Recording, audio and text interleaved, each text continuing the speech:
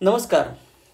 गोस्वामी तुलसीदासांनी असे म्हटले आहे की सतपंच चौपा ई मनोहर जान जो नर उरधरई दारुण अविद्या पंच जनित विकार श्री रघुबर हरई. म्हणजे जो मनुष्य रामचरितमानसमधील 5-7 चौपया सुद्धा उराशी धरेल त्याचे 5 अविद्यांमुळे उत्पन्न झालेले विकार श्रीराम नाहीसे करतील. याच भावनेने आज तुलसी रामायणातील संदर्भ उच्चारले जावेत ही इच्छा आहे. माझा अवधी हिंदी भाषेशी फारसा परिचय नाही, तरी थोडा प्रयत्न करीन.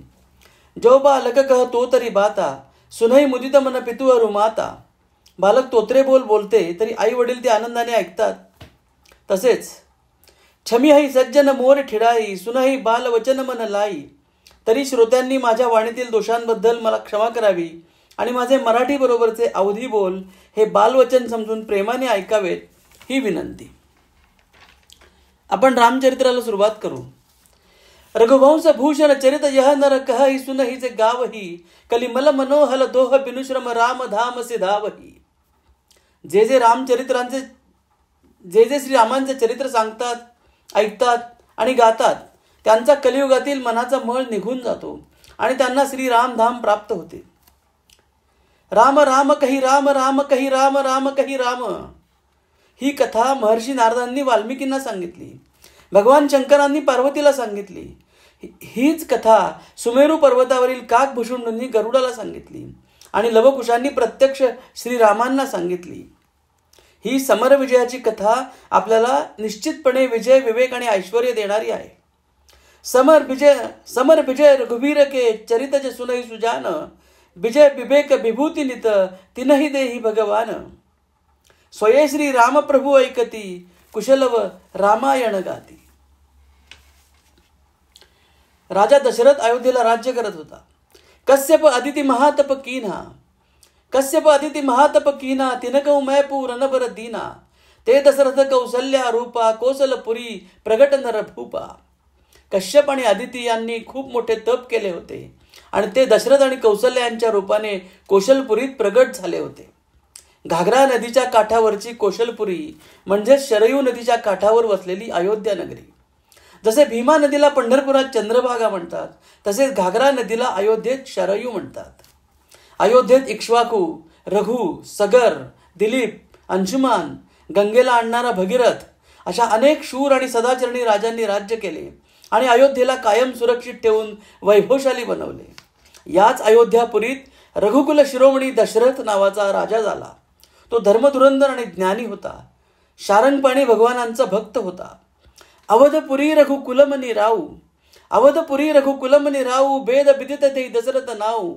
धर्मधुरंधर गुणनिधी ज्ञानी हृदय भगतिमती सारंग पाणी. ही दशरथाची अवधपुरी कशी आहे त्याचं फार सुंदर वर्णन गदी माडगूळकरांनी केलंय. शरयू तीरावरी अयोध्या मनुनिर्मित नगरी. याच अयोध्या नगरीत कौसल्यादी नारीप्रिय सब आचरण पुनीत पती अनुकूल प्रेम दृढ हरिपद कमल बिनीत. असं सगळं काही चांगलं चाललं होतं, पण दशरथ आणि कौसल्याला खेद वाटत होता की आम्हाला पुत्र नाही.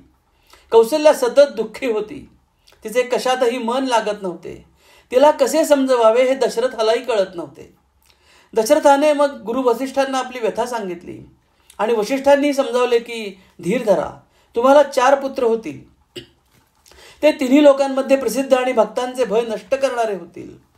दशरथ राजानेही वसिष्ठांनी सांगितलेले सर्व काही कौसल्याला सांगून तिचे मन शांत करण्याचा प्रयत्न केला. एक बार भूपतिमन माही भय गलानी मोरे सुत नाही. गुरुगृह गयो तुरत महिपाला चरण लागी करी विनय बिसाला.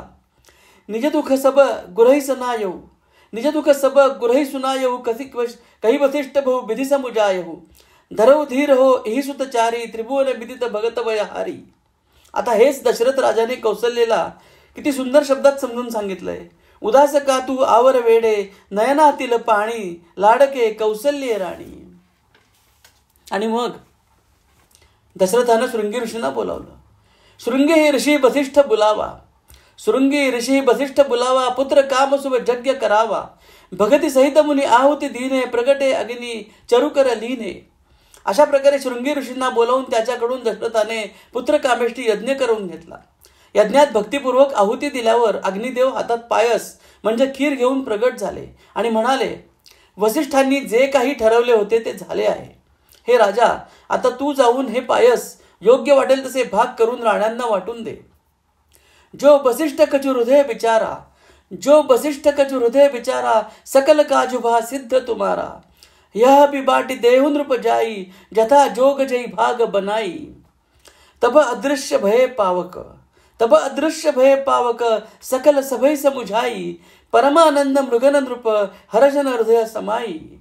किती सुंदर घडला यज्ञातील प्रसंग आणि किती सुंदर रंगवलाय गदी माडुळकरांनी. दशरथा, घे हे पायसदान, तुझ्या यज्ञी मी प्रगट झालो, हा माझा सन्मान.